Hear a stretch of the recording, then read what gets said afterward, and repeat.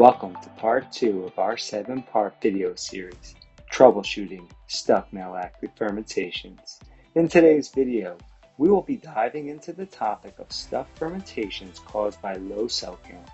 Join us as we hear from Duncan Ham, enologist and senior application scientist at Hansen, who will share his valuable insights and expertise. Hello, and welcome to this short video about stuck malolactic fermentation due to low cell count of Nononesis. So what is the actual problem with low cell count? Well, around 60 years ago, not only was it determined that the species responsible for malolactic fermentation in most wines was Nononesis, but it also required a critical mass of at least 1 million cells per mil for the fermentation to proceed. Therefore, if the population is below this figure, this will lead to stuck malolactic fermentation. So what could cause a low cell count? Well, one particular cause could be relying on the adventitious flora in a wine by employing a wild malolactic fermentation. In this case, the cells required for the process just simply do not grow up to a high enough level. A low cell count can also be caused by the presence of some inhibitory substances in a wine. So how is it diagnosed? Well, it's a relatively easy thing to diagnose for a wine laboratory that specializes in wine microbiology.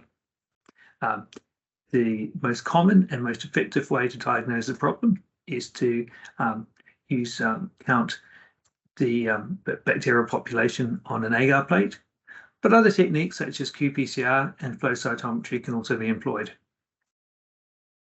If it's a wine that's already been inoculated, which is exhibiting a low cell count, then it's also recommended to investigate the presence of some inhibitory substances in the wine. Please see other videos in this series for more details about some of these inhibitory substances. Now, the solution when there's a wine with a low cell count, the solution is quite easy.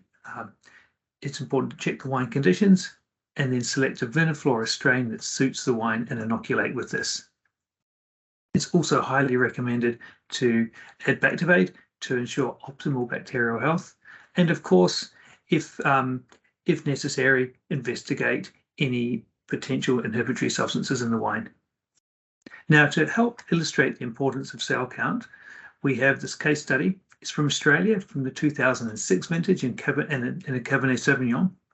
Now, we have a tank of wine that after alcoholic fermentation was split across 2 separate tanks for malolactic fermentation. On the left-hand side, we have a chart from the first tank. It had a wild malolactic fermentation. Now, this graph demonstrates the cell count with the dark blue line, and the concentration of malic acid in the light blue line, with the red dotted line indicating the critical point of 1 million cells per mil. As we can see from this example, even after 25 days, the population of wild Nononesis is a long way off the required level of 1 million cells, and we can see that the malic acid concentration hasn't shifted in 25 days. Now, if we compare this to the other tank, which was inoculated with the viniflora bacteria, we can see that the population right from the start is well above 1 million cells.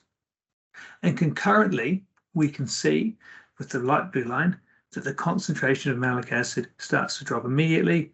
So after the 25 days, malolactic fermentation is done, thereby highlighting the importance of having the right cell number for MLF to proceed. Thank you for listening. We do hope that you found this constructive.